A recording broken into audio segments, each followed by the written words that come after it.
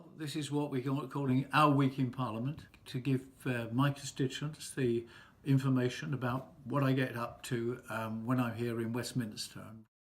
This week has been an unusual one because our dear friend and my old colleague and comrade Barry France, who was the Colne Valley and Huddersfield agent for many years, a very successful agent, an extremely nice man, and we miss him a great deal. It was his funeral on Monday, and of course I had to be there, I wanted to be there, and so most of Monday I was in Huddersfield at the funeral and then back here just in time for a very important new meeting of the Coalition on Road Safety, where road safety is one of my backbench interests. 1.3 million people die, are killed on the roads every year worldwide, and I now chair the World Health and United Nations Committee on Legislators for Road Safety. Tuesday of this week was a very early start because I was meeting Dame Helen Ghost, the head of the National Trust. And of course, Huddersfield has more listed buildings than most other towns, more than York, more than Bath, and how we protect those buildings, but also how we keep them in good order and how we make them accessible to local people and to people from all over the country who come to Huddersfield. Is very important. Many people don't know that there are two chambers for debating in the House of Commons. There's the main chamber of the House of Commons, where of course I'm there for most question times, asking questions and supplementaries. But there's also the Westminster Hall, where you can introduce a debate or participate in more specialist debates. And on Tuesday of this week, very important debate on access and the treatment of people on the autism spectrum in the justice system, in courts, by the police, in every aspect of law and order, if you like. And a lot of people on the autism spectrum getting into trouble because, they have certain habits. They like to, many of them like a routine when they're travelling. That travelling routine gets interrupted. They can get very stressed and act in a way in which people feel is disturbing. It is a complicated area, and I chair the National Autism Commission, which I'm very interested in.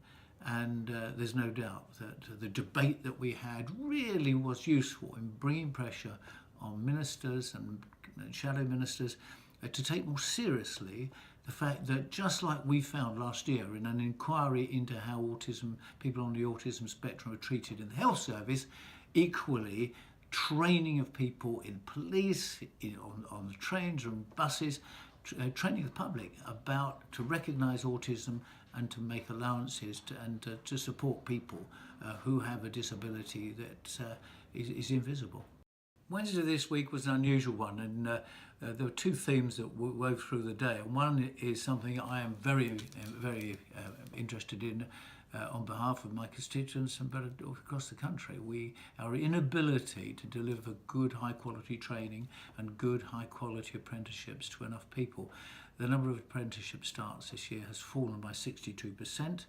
And many of our further education colleges are really in financial trouble, and a lot of the very good private trainers, like the Textile Centre in Huddersfield, are under great stress.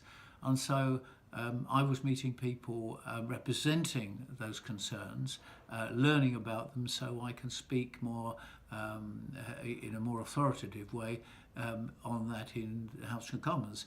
And of course, the rest of the day was very much focused on this big problem: how do we make the House of Commons, the Parliament building, fit for the future? It is crumbling, it is dangerous, and there are real fears of flooding and fire, and a lot of dreadful things happening to the building. And so we had to make our decision, and I voted, I thought, for the sensible amendments that would mean we will set up this high-powered committee, we would get agents, we get on with the process, but it will mean moving out of it sometime in the future, moving out of this present House of Parliament, getting it all sorted out before we move back again. Thursday is a very special day for an active backbencher On a Thursday, we start off with question time. It's early, it's 9:30 in the morning, so we get started straight away. My job is to give a hard time to the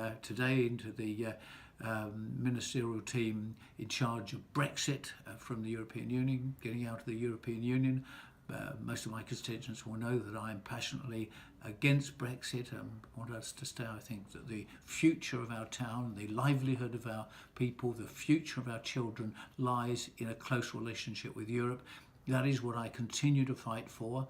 I was pointing out to the ministerial team this morning that George Osborne, the former Chancellor of the Exchequer, fears that particularly places like the north of England will be very hard hit. Our manufacturing sector, the industrial sector, very hard hit by coming out of Europe. The ministers didn't want to hear the name George Osborne, and I kept on it, and we got a lot of attention this morning, but that's my job on a Thursday morning.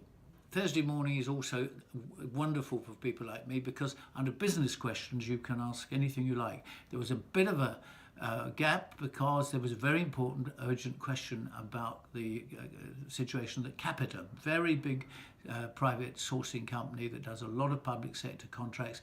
A very good fellow MP of mine from Leeds, Rachel Reeves, had asked an urgent question about whether was the company in trouble. Well, Capita, many people don't realise, do employ quite a lot of people. Certainly they do in Huddersfield, and the share exchange unit in Huddersfield. There's several hundred jobs there. We also have, because I have a great interest in carbon monoxide and the safety of the gas system in our country, of course, Capita run Gas Safe. So I'm very interested. I'm not against public-private partnerships as long as the contracts are good. You know, everyone knows what's being agreed, and we deliver to the consumer, to the patient, to the person receiving the service, the right quality of service. But many of the PFI contracts and many of the contracts we've had in the past have not been supervised, and some of them have not been well organised. So I raised that with the Secretary of State in that urgent question.